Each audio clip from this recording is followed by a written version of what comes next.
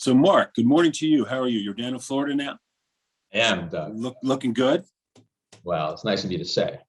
Well, we miss you up here, but I hope you're enjoying yourself. So we want you to talk about this national plan to end poverty, but talk about, before you do that, how about you left a wider circle, you founded a wider circle, you've left that, and you now co-founded the Shared Humanity Project, whose main purpose, I think, is this whole national plan to end poverty. So talk about what made you make that change in your life and what went into that. Yeah, thanks, Doug. And first, congratulations to you on the recent award you just got as a leader in the DEAI work. And I've watched you, Thank you. Since I left. You deserve that award and many more. So thank you very much. I think I started the Wider Circle in 2001, and by 2010, I had become quite disillusioned at the lack of progress in the country around poverty work. And by that time, I had met a lot of people. The organization got different recognitions, and every time we got a recognition, I felt emptier because I knew the people I was serving were, they weren't getting more attention. It wasn't changing for them. I watched as media might highlight somebody, and the next day, forget about that person. And so I started to look around the country to see what worked and tried to develop a plan that would actually work to get people out of poverty, not just to serve them, not to provide a service, although services are important, right? Somebody gets a bed, somebody gets food, that's important, but we can't keep treating the symptoms of this and putting our finger here and then putting our finger there and then putting our finger over there. We need to solve this. That's the most humane thing to do. So I started talking to people around the region and trying to develop a plan, and running an organization always took precedent, right? I always had to prioritize the day-to-day activities, and that was getting more and more frustrating. So by 2015, I knew I needed to do something different. And I think it was probably in 2018 when I met and actually had a longer conversation with my current partner, Catherine Phillips, who's a brilliant economist who I think is probably on this webinar, and who was able to operationalize as an economist some of the ideas that were floating around in my head. I had a lot of thoughts about how we could end poverty and what was wrong with our current approach to it. But working with an economist was the obvious, best step. And so Catherine and I started to work together, and then we realized that we needed to dedicate full time to this. So Doug, it was really a matter of I couldn't carve out the time doing what I was doing. I had to focus wholly on this, and not just on ending poverty, because ending poverty is part of the journey. And the journey is to what is possible individually and collectively. And you'll hear me refer to that today, because this is really about how do we become our full selves? How do we exist and how do we live that way? And as long as we allow poverty to endure, we're never going to get there. It's Maslow's hierarchy, right? We can't solve that.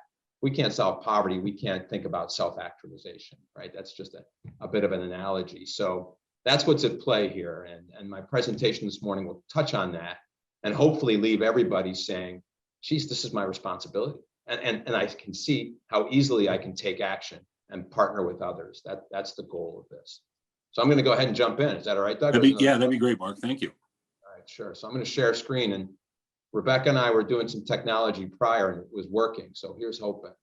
I think I already have let's see. So here we go. I'll share a screen, and it's going to be a bit of a PowerPoint-like presentation.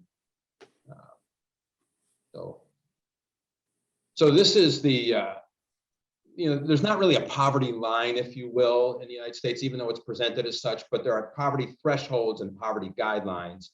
And those are each used to tell us in the country how many people live in poverty. And right now, for an individual, what we can talk today informally as the poverty line says that if you make more than $13,000 a year, you're not considered in poverty. So my question to everybody here is, do you need more than $13,000 a year? And that's not a philosophical discussion on simplicity. It's a reality check that, are you kidding me? This is how we measure poverty. And if you have a family of four, do you need more than $26,000 a year? Because not only is it important to recognize how we define poverty. So in other words, when you hear that 34 million Americans live in poverty, it's according to this line or this number or this number. And there's a different number for each family size. So we should know that when we hear how many people live in poverty, it's based on a measure that is grossly inaccurate. And therefore, we never really understand the problem to the level of what it is and how it exists. And your family, by the way, this is important because your family of four no longer qualifies for food assistance once your annual income rises above $34,450. So the poverty line is set at a number, and then many different types of assistance, and I'll show you a partial list later, are based on a poverty line or a multiplier of that. So you get food assistance, which is now called SNAP. It used to be food stamps. When you are, as long as you are 130% of the poverty line or below. Once you get to 131% of the poverty line, you lose your food assistance. So in a place like Montgomery County, or let's say Prince George's County, where you need 61,000 for a family of four to get by without assistance, you lose your food assistance at 34,450. Does that make sense, Doug? Because you're the only one I see, so I'm going to ask you if that. No, that makes, well, it's ludicrous when you look at it, but yes, it makes sense. So yeah, you know, I wish that you and I wish you and I formed this kind of relationship when you were running Montgomery County, and we could have maybe piloted something. Yeah. You're the kind of leader who enacts change when it needs to be enacted, and that's what we need in our leadership. We need change right away, because what we have is a lot of people starving and or not seeking to get out of poverty because they don't want to starve as a result of the poverty line and the types of assistance being based on these things. So according to our plan, the national plan to end poverty, you need 68,000 in Washington, D.C., not 26,000. And the thing about this poverty line, by the way, these numbers here, is that they are across the country. Doesn't matter where you live. And I'll probably mention that in a little bit. I don't want to spend too much time on a presentation. I want to have time for questions. But it doesn't matter if you live in Montgomery County or Benton County, Mississippi, or Alfalfa County, Oklahoma. The poverty line is the same. It doesn't take into account cost of living, and that is ridiculous. And it's harmful to people in poverty in deep ways. And the fact that we don't address it and change it, or that we work with it and trim around the edges instead of changing it, to me is a reflection of not caring enough about people who are suffering and not seeing that suffering as our own suffering. And it's when we see it as our own suffering that we will change this. So here are the numbers that we have put forth. And we base this as a share on 50% of local median income. So in Montgomery County, your family of four needs 76,000, not 26,000. So if you lose your food assistance in Montgomery County at 35,000, you're not even halfway to independence, and yet your assistance is being taken away. And the goal to me is not just to keep assistance piling in, because that's again symptom level, but it does show how our approach is lacking. And Franklin County, Missouri, just to show you how it changes, you need $30,000 less than in Montgomery County. So to have a national number does not make sense. We need to localize this. And when we localize it, we arrive at solutions, and we arrive at a better understanding of what it takes to get by. You know, we all want that dignity of being able to provide for our families, right? That's a lot of what this is about. We want the ability to take care of our families. And so it's important to know what that takes, and where we live really does determine what it takes. All right, so federal government will tell you that 34 million Americans live in poverty. We will tell you, according to the Shared Humanity Project, that the number of Americans without enough money to get by without assistance exceeds 75 million. That does not take into account some of the pandemic numbers, because the pandemic numbers have not been formally run through the Census Bureau yet. And we like to present numbers that have been tried and true and gone through the appropriate evaluation. But that's just right there an indication of how much bigger the problem is than we may be told. And here's where I'm going to take a left turn or a right turn, depending on into philosophy a little bit.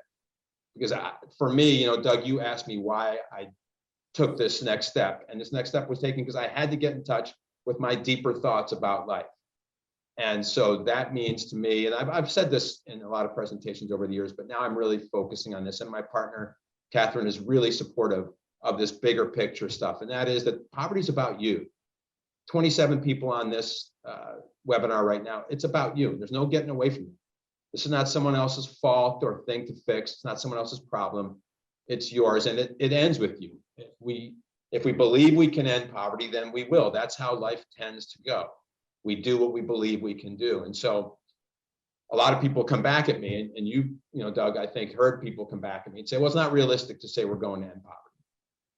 And I would say to that, yes, and the earth is flat. Well, you know, I wouldn't be sarcastic like that, but I would say we create our own reality. So if you're going to use the argument that it's not realistic, then I want to talk about what reality is. And to me, reality is that we are much more powerful than we think, and that our thoughts start that. We create our own reality. And I can give you a quick example. I mean, I could go into the wave-particle duality of quantum physics, but I'm going to not go there. I'm just going to stop and say, you guys are all looking at me, right? Same person saying the same things, but you have 27 different opinions, all very positive. Just kidding, I hope so. But you have 27 different opinions of me. Why is that? Because what you see depends on how you look at it. You create reality. That's how life exists. And we tend to think that, you know, there's these objective truths, but when we observe things, we change them. And the way that happens in our kind of human day-to-day life is our preconceived notions determine what we see, no matter what it is that we're looking at. So that's a bit of a heady topic. It's deep, and I'd love to have a conversation about that with anybody, you know, on Saturday at noon, but I know we want to get through this presentation. So I'm going to move on and say that we have lived life with this adage that I'll believe it when I see it. And that is flipped on its head, like so much else that we assume. We flip it on its head. The way we exist is I'll see it when I believe it. So I think that we need to get past this notion that it's not realistic to say we're going to end poverty by understanding reality is what we create. And so I'll just keep going with this. And I always refer to astronauts, because astronauts have been able to have a much larger perspective, right? Metaphorically and really, astronauts are the ones who have been able to have a big picture perspective. They're out there in space, they look down on Earth, and here's what the sixth guy to walk on the moon said. So all boundaries disappeared, and what appeared in their place was intelligence, harmony, and creativity. And what he was referring to was Earth. And it was the same thing that Rusty Schweiker said when he said, the boundaries we have created are simply arbitrary lines that cannot be seen from a greater perspective. So we exist as one whole being, and poverty is therefore not somebody else's or another's problem. It's ours. We are all connected, deeply connected. We're not individuals, isolated. We are connected in such a way that what affects one of us affects us all. And so ending poverty is not about charity or doing a good deed. It's about realizing how we exist. It's about our shared humanity and deciding to live to our full potential. And so another concept I get from the sciences is causality. I think I wrote one of my social media posts, and the 7 people who get my social media saw it, is that, you know, whether or not you think space and time exist, one thing that you can say about space and time is there's a simplicity to them, and there's a causality that really is at the heart of them. And what causality simply means is that when you act, you will cause change. And so if you decide that, you know what, I'm going to do something about poverty, and you do a little, then there'll be a little bit of change. But if you do a lot, there'll be a lot of change. That's kind of consistent with how the universe exists. So the Shared Humanity National Plan to End Poverty is here to provide guidance, but it's about you. The heroes in this journey are going to be people who take action. That's who the heroes are in this. People who rise out of poverty, heroic. People who do something to create change, to cause change, you would be the heroes. So mindful of time, Doug, I'll kind of run through these. No, it's going very well, Mark. Thank you. Keep going. And I would say that we created this plan because we know that economic stability is an achievable goal. And so Catherine and I tend to use the word poverty less, and we tend to use words like economic stability more, because that's what we're really after, is economic opportunities and economic stability. And sometimes people use the phrase economic security. They're interchangeable for purposes of today. So we know there are a lot of communities where everybody has economic stability. We know what it looks like. We know what we have in those communities. We know the resources exist not only in those communities, but in the entire country. So we know it's possible. And we also know what the obstacles are. And as I describe the plan a little bit, you'll see what the obstacles are and how we address them. And in developing this national plan, we reviewed more than 1,000 different programs, and we included about 300 so far. But the plan is not over. It's a living, breathing document, and I hope that the people who are on this today will want to take a look at the plan. And so I'm going to actually take a break from this and go to the plan for just a second. So nationalpovertyplan.org is the plan. And there are three main elements to it. And that's learn, act, and interact. That's kind of how we divided this up. In the learn section, this is our map of the United States. And it's got so much data that it's not a simple, you can kind of look at it and you're spoon-fed information. There's a lot of data, and it's all based on Census Bureau data, but it's run through our formulae to give us things like what are the standards for each state. So I set this one up already. This is Maryland, and it's the counties in Maryland. And you can see that the federal poverty line is this top row. And so it's 26,200 for a family of 4, but you can go down all the counties in Maryland and you can see how we've recalculated what you need. And I can bring us down to Montgomery and Prince George's, 76,000 for Montgomery, 61,000 for Prince George's. And you can see what the numbers are. If you're a family of 3 in Prince George's, you need 53,000. So this conversation can get, really deep into the numbers quickly. I just want everybody here to see that you can not only find what numbers are the guidelines for your county, but you could also go to whatever state you want to look at. You could click off of Maryland and click on to Virginia, and you would get a similar look at what the data is, and you apply that. So we have a very robust set of data that people can look at and find out everything they want to know about their area. So once you do Virginia, it'll reboot a lot. Oh, here's the whole country. So I'm just going to go out of that and keep the poverty line. I'm going to go to Virginia, and I'm going to apply that. And you're going to see how the counties in Virginia line up. So you can see that Arlington County, you need a lot more money than you need in most places in this country. Whereas in Alexandria City, it's a lot less. So there are, there's probably a good call for somebody who wants to dive into the data to spend some time with us looking at this data and to see how many people, for example, if you look at Fairfax County, we divide it up. It's not just county level we look at, but we look at what's called public use microdata areas, which are called PUMAs. And in PUMAs, you can see that Fairfax County Central and Fairfax City have different numbers than Fairfax County North Central or Fairfax County Northeast. And PUMAs are typically 100,000 or more populations. And so there's a lot of data. And anybody who's really interested in taking a deep dive, we'd love to do that. We'd love to spend time teaching folks about their area. And what's really exciting about it is we can also start to tell you, okay, what's the situation with access to technology? So in other words, this is now a quick look, and I'm just going to go quickly through this, at each of the areas around the country and who has access to technology. Because it's not enough to just do something, right? You want to do something that matters in your area. So if you live in, Payette County, should you really be involved in internet access, or should you instead look at transportation? So I say all that because I want you to have a feel for how robust this data is.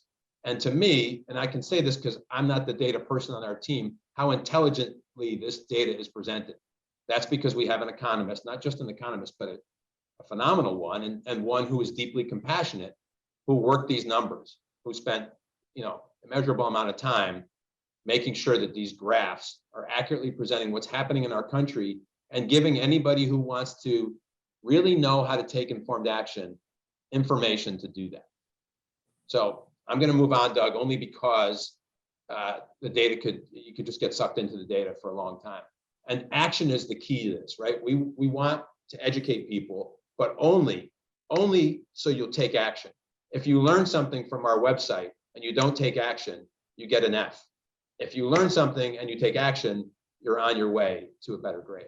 Because we haven't had enough debate in this country about what we should be doing. We have debate every day. The debate rips us apart.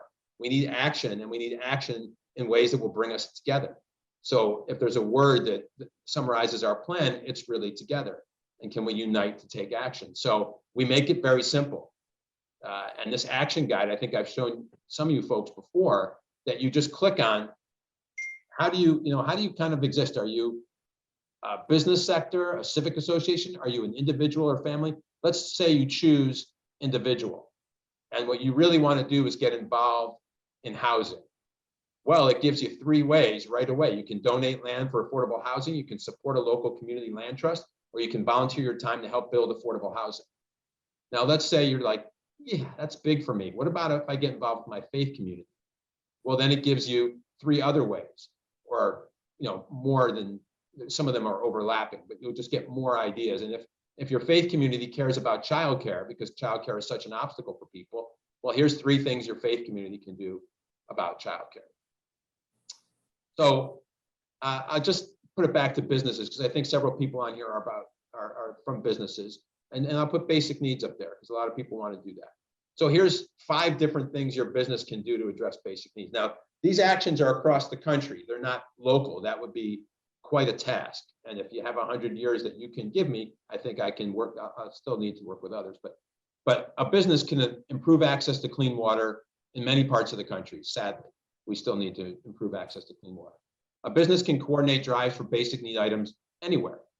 A business can manufacture a surplus or donate overages if they are involved in manufacturing.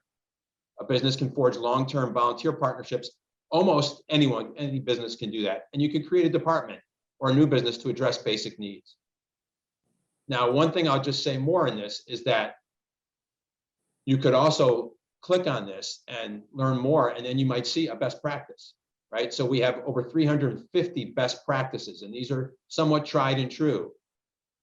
And so Ferguson is a company that works with a nonprofit called Dig Deep that aims to close America's waters gap. And so you can see there's not only actions that are recommended, but best practices to give your company more guidance on what to do. All right, so the last thing I'm going to say about this plan, and then I'm going to stop for questions, I think. And if we have no questions, I'll keep going, but I want to give the opportunity. Is lived experience. We need to let people who are in poverty lead the way, and not let them. We need to empower people who have risen out of poverty or live in poverty to tell us what works and what doesn't work. So a couple of my very, very good friends, Leo and Jimmy, have volunteered to tell their stories. And we have another person who I met down here in Florida when I had an accident. He was a paramedic who helped me, who tells his story.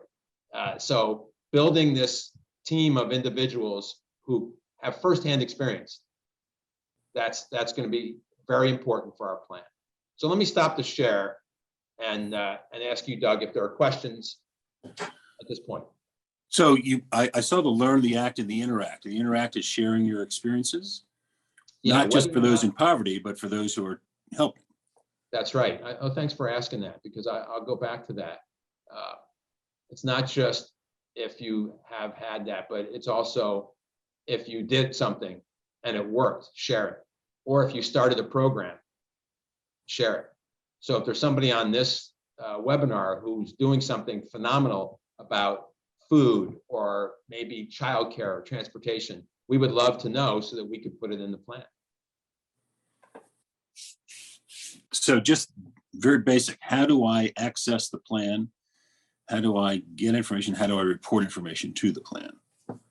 Yeah, so nationalpovertyplan.org is how you can access it. Nationalpovertyplan.org. I guess maybe Debbie will put it in the chat. Please. And then there are a few different places on the website. The plan is a website. You can contact us, or my email is just Mark, M-A-R-K, at sharedhumanityproject.org. So that's another way. But we put, we want this tool to be very interactive. The last thing that Catherine and I feel about this plan is that it's about us, right? So we know that this plan can be improved every day. And the more feedback we get, the better the plan will be. If not for the revolution in China back in the 20th century, we would call this the people's plan, because it really is about people giving us ideas and or people putting in their thoughts and telling us what works and what doesn't work, including our actions right now. So in other words, we have 305 or so actions in the action plan. Some of those may not be that good, and we want to hear that. And our data may be lacking in one way or another. We want to hear that. So the more feedback, the better.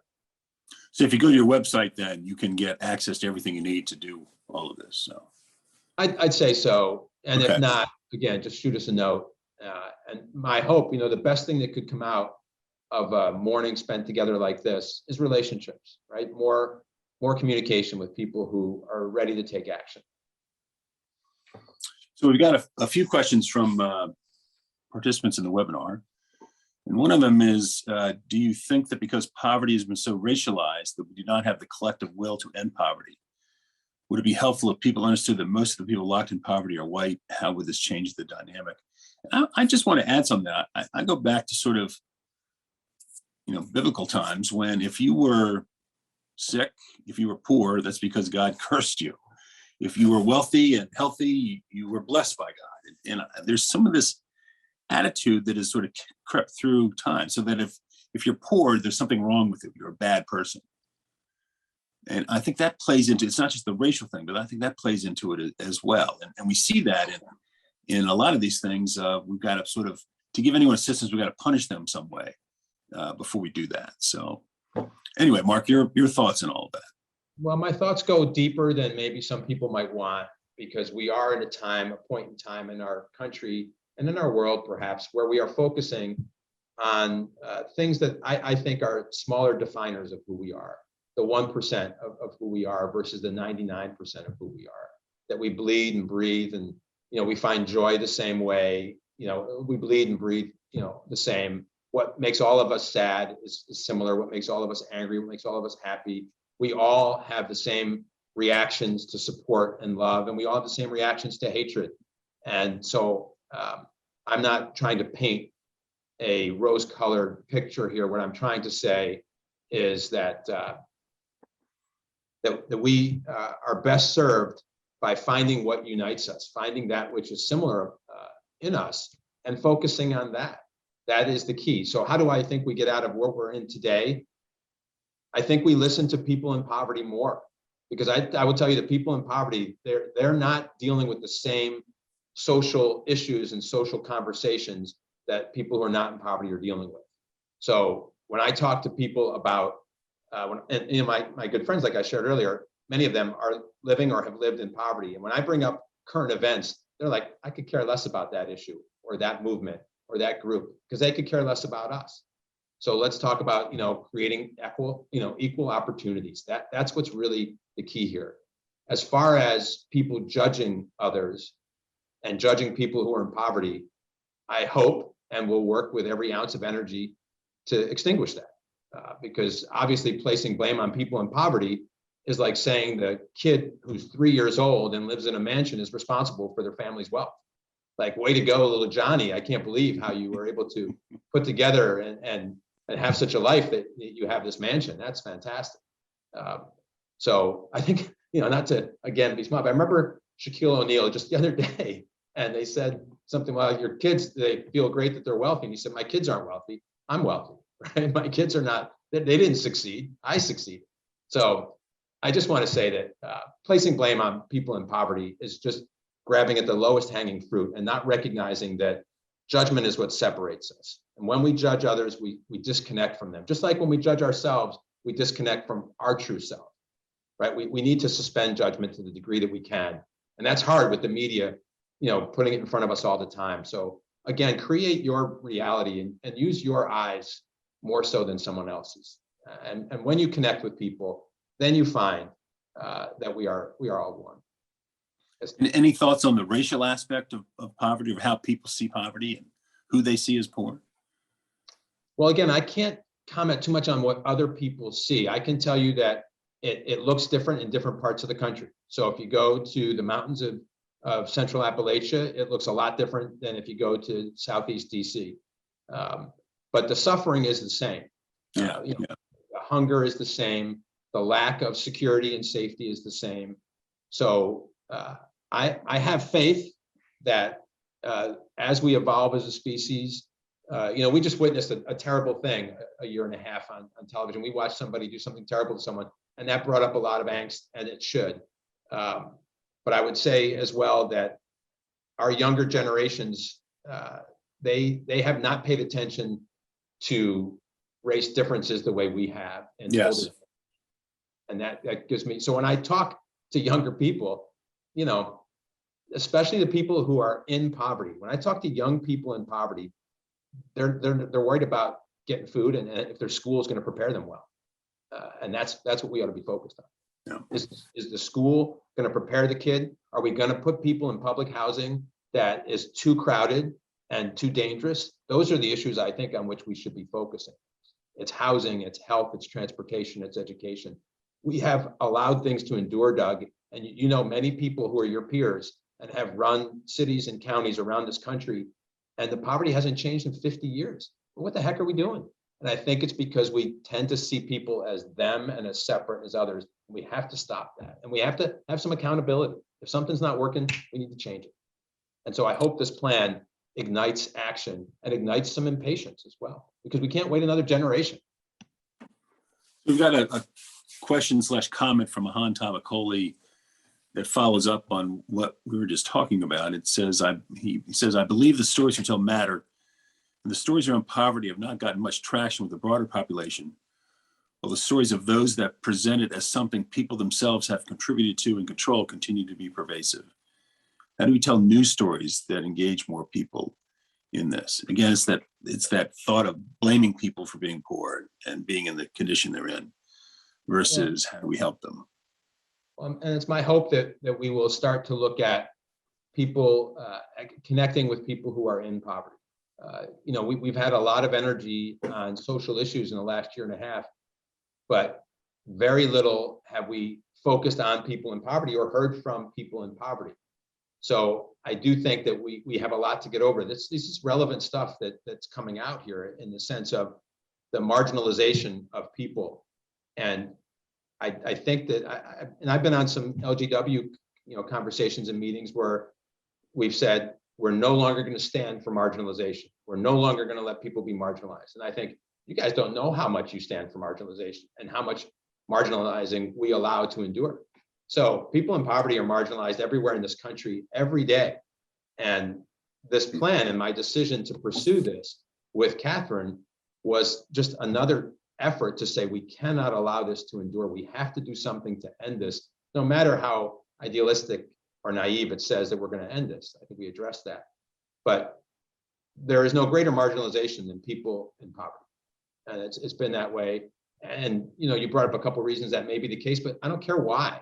The question is, now that we know this, now that we know that these conditions are intolerable, what are we going to do about it? I hope this plan gives people a starting point. It really comes down to the question of, are we going to treat each other as humans, as the same, as equals?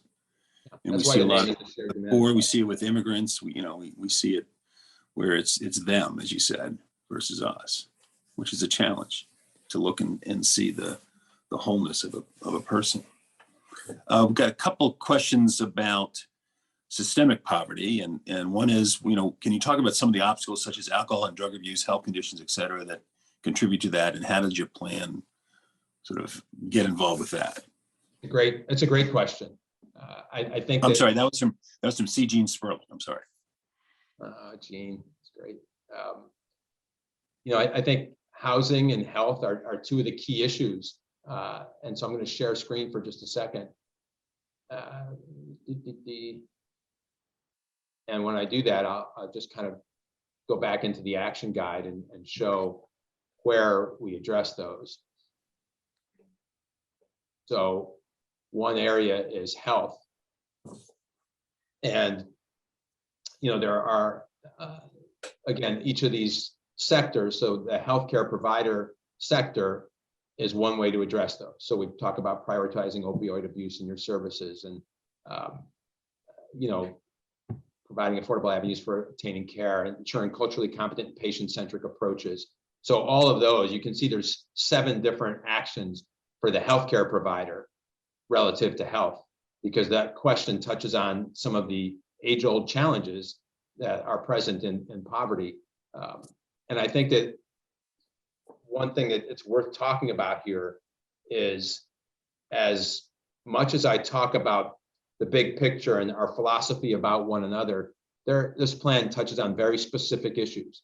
So whether it's opioid abuse or other addictions, you'll find answers to that, not only in the action guide, but by also clicking on the best practices and reading what some of the organizations engaged in best practices are doing.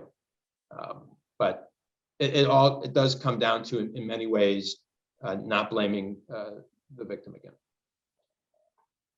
And then the follow-up to that was from Sharon Goods, and it's systemic poverty that's been racialized by historic inequity, and she points to the home acquisition numbers is one of the single biggest factors in wealth disparity between whites and blacks, which has contributed to poverty over the years. I mean, some of these numbers that we're seeing now are just mind-blowing. That's true. I mean, whether it's been working with banks or which is very connected to housing, this dates back nearly 100 years to the redlining that got started in the late 30s, and that redlining was a significant example of how racism plays a role and played a role in poverty and people staying in generational poverty. And so I could not agree more that our past is filled with racism that led to poverty. And I think the goal now is, how do we help these families create generational wealth? And when you talk to people who are in poverty or who are getting out of poverty, like this person here, I'll go to it real quick. He will tell you that his focus, Jimmy, his focus is on generational wealth. How does his family start to create generational wealth? And how do people who live and look like Jimmy create generational wealth? And one of the things they tell us, and I talk to Jimmy a lot, is get out of the way, right? Give us the opportunity and then get out of the way. I think when we set up communities for success, the people who live in those communities will succeed. There is nothing that, we don't have to, like the medical model of the last 150 years in the United States has been one of help me, save me, right? And the nonprofit sector has a little bit of that too. And so I think the better approach to that is empower folks, make sure the resources are there, and then get out of the way. It's somewhat simplistic, but we have to make sure the piece of that though is that the resources are there. We've got another question asking you your thoughts on the pandemic and how has that increased the disparity between wealthy and those lower income, and what impact has that had on poverty? You said your data doesn't include that because the numbers haven't come in, but just there are a lot of numbers of where we wound up after the pandemic. No, it's a good question, Doug. There's been a lot of numbers thrown around, like 8 million more people fell into poverty, and that was a number a year ago, I think. And there are a lot of other numbers, but one thing that we can say about the pandemic is, are you kidding me? Are we not going to do more around education? Do we not know what's happening in these homes? The lack of technology in communities where poverty is present, and what that's doing to the young people who are missing the schooling. I mean, I don't know that we'll know that for another decade, but the pandemic has been much, much harder for people in poverty for reasons beyond education, but we just have to look to education. And what school, even though a lot of these schools were not preparing kids for success, what's happening now is much worse. And so I hope that the crisis that is the pandemic leads to some transformations in education, not just education, of course, but health, but certainly in education. We have to find ways to make sure that third graders can read at third grade levels. And right now, what's happened in the last year and a half and the lack of a structure relative to education, added to the economic stress of parents who have to find work and therefore have to be on the front line. I mean, it's a real example of the marginalization and I think the classism that is a big part of poverty. We have to use classism as a concept here because it's so much a part of the story of poverty, obviously. So And my biggest worry, Doug, my biggest worry is education, but you could be a health professional and say your biggest worry is health as well. Yeah. But it was fascinating reading the book Caste, and forgive me for not remembering the author now, but it really put in, really do a picture of how systemic this is and how we treat certain people. And it's an excellent book. I would recommend it to anyone. So yeah, I'm glad you said that. I'm glad you said that. I would say that there have been great books written for the last 55 years, 60 years on this stuff, and that's why the focus of our plan is action, because it really doesn't matter what you know or what you care about or what you say you care about. It doesn't matter. It matters what you do. And the more you do, the more change you create. That's what matters here. And so debates about it are no longer important. It's just about action. And I would say to people to not do it alone, right? Don't do this alone. Find partners, whether it's family members or colleagues at work or people in your faith community or whatever you do for a living or whatever you do with your time. Find people to do this with. That's really important.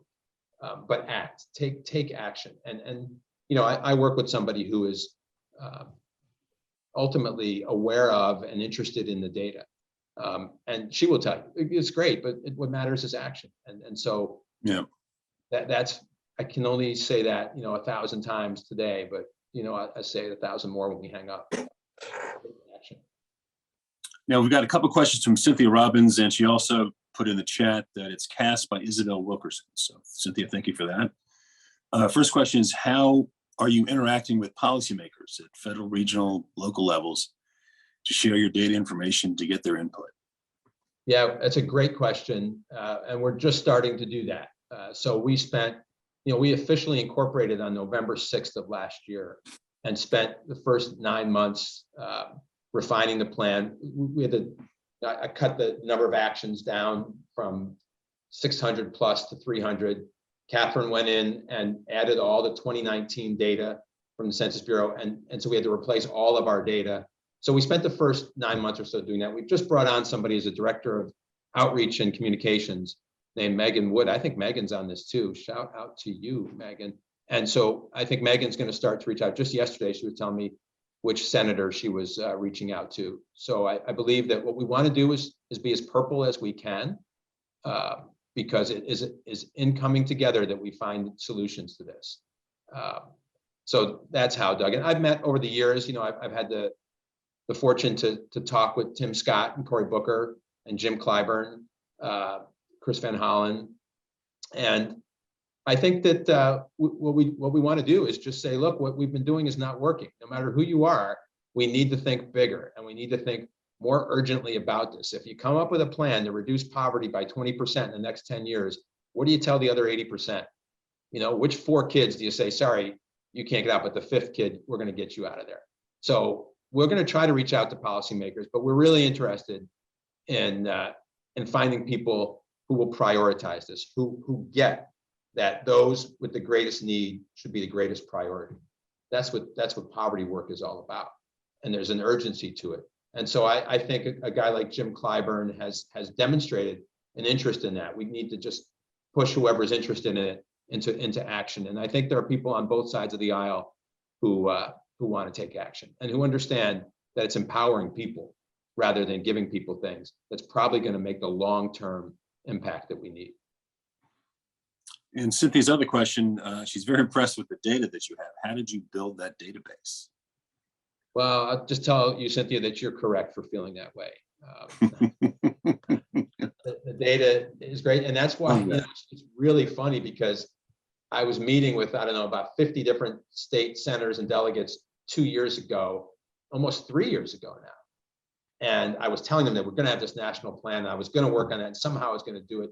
And several of them came back and said, gee, I'm really interested in that. There's all these policymakers who said I was interested. And so I went home that night and I thought, I need an economist.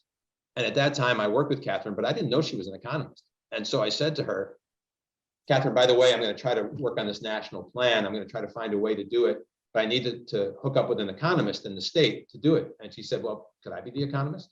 And she then told me her credentials. And I said, Yes, you can be the economist. So Cynthia, the answer to your question is working with Catherine Phillips, who, like I said before, is very talented with data, is how we did this. And we just took time. We're not rushing this. It's urgent, but the paradox is if we don't do it right, then you're going to get on this website and you're going to see all this data that is questionable. So our data is really solid, and we don't present data that is not kind of run through it, if you will, and can stand up to the tests of validity and reliability. So that's how we just make sure that the data is really solid, and we don't go with something that's put out in the mass media. We make sure we get it from the Census Bureau and then run it through our own formulae. Question from Priscilla Skillman. What's your opinion of the several recent local experiments with providing basic income without strings? It's a great. What's that, Doug? Montgomery County is now talking about that. Yeah, I think that the data is still to be determined whether or not this is successful. And I don't want to answer it in a way where there's just two ideas, it's good or it's bad. I think most of the times a duality is not the way to look at things. We tend to live in dualism, and that's to our detriment. So I don't think we should just give people money. I think we should give people opportunities. That's what I would say is more important. However, if there's a way we can help people with debts or expenses that perhaps are unfairly placed upon them, because we know people are born into poverty, that's the #1 reason they lose the ovarian lottery, and there's a way to help with that, then I think that's great. But as a long-term solution, I don't think giving people money is a long-term solution. I think providing equality of opportunity, making sure that at the start people have have opportunities is the way. It doesn't mean, however, there's not a place for financial assistance. And we see it with earned income tax credits, right? Those types of things are really helpful. So I would look at EITC as something that has worked. I think even a discussion of minimum wage, which people feel really strongly about, needs to be more localized. You can't just, and sometimes those are put out there because people want to just say, here's the answer, and now I can wash my hands and go do something else. Poverty will end when we all get involved. This is work for all of us. There cannot be just a policy that's enacted and we solve it. It's too much a part of the social fabric. We all have to get involved. So my answer to that is, it's probably not the be all end all, but it could be helpful. I'm a huge fan of the earned income tax credit that you mentioned. It's enormously, extraordinarily helpful to families and to people. I think Montgomery County was the first, we were the first local jurisdiction to give a local EITC. So I'm very proud of that too. So. Yeah, you should get another award, Doug. We should yeah. Oh my gosh. Just kidding. Okay. I don't want to minimize the leadership that is important, and you provided important leadership. We need that leadership. We have a question from Stephanie Burns. Do you have any data on homeless veterans? Is that factored in here at all? Yeah, housing is a big piece of this, Stephanie. So I think that we would address homelessness within the housing discussion. And there are some great organizations that we highlight that deal with homelessness and that address veteran homelessness. So spend some time in the housing portion of that, and you'll see that. But I would say personally, I've worked with a lot of organizations in the past, and I appreciate the increased energy around that. And one thing you saw with homelessness and with veteran homelessness is that outcomes were achieved, right? People set goals that were zero goals, right? In other words, they didn't say we're going to reduce it by 5% or 10%. They set goals that we're going to eliminate that, and some were successful. So there are some programs that are highlighted in our plan that deal with veteran homelessness. And I think that's a great conversation, because there's a maturity we need to bring to these discussions, and making sure that we are addressing health issues of veterans is critical to this, an important part of this. So any discussion, any plan around poverty has to deal with homelessness, of course, but it has to be broader than that, because homelessness is much bigger than we think, right? Temporary homelessness or couch surfing, or however we refer to that, housing instability. And I would say that a lot of people in public housing, they know what housing instability is, and the number of people who live in those units is much greater than probably what's on the lists. And so, yeah, I think we need some revolutions, and education and housing are two of them. Mark, I want to thank you very much. for this conversation. It was eye-opening. Thank you for all of your work. People want to know how to get a copy of the plan. It's go to the website, and that's in the chat, and you can get involved. I think the thing I like the most about it is your focus on action, where it's not just, okay, poverty's out there, it's a big problem, but somebody else needs to deal with it. It's, I can do something today as a person, as an individual, to help with this problem, to help move the cause, move the cause forward. So, and I really appreciate all that in your plan and in your in the suggestions you have, people for ways to get involved. Let me now just turn it over to you for the final word, Mark. Yeah, it's a great segue from what you said, Doug, because it's about action. It's about recognizing that as one of us goes, so go all of us. We are deeply interconnected beings, and we need to live that way. If we really want to feel the meaning and satisfaction in our lives, we will do so through connection with others and living as if we are all one being, and then recognizing that the more action you take, the more change you will create. The bigger you choose to live, the more progress we will have. And there are lots of people waiting for you to be the example. So please be the example. Mark, thank you very much. Thank you all for attending today. We do have a evaluation form that's I expect will be in the chat soon. Please fill it out for us. We always appreciate your feedback. And Mark, we're going to follow up on this with LGW, with our website and other things of getting this out more to more of our members and finding ways for them to get involved. So I appreciate that very much. Thank you. Thanks, Doug. Have a great day, everyone.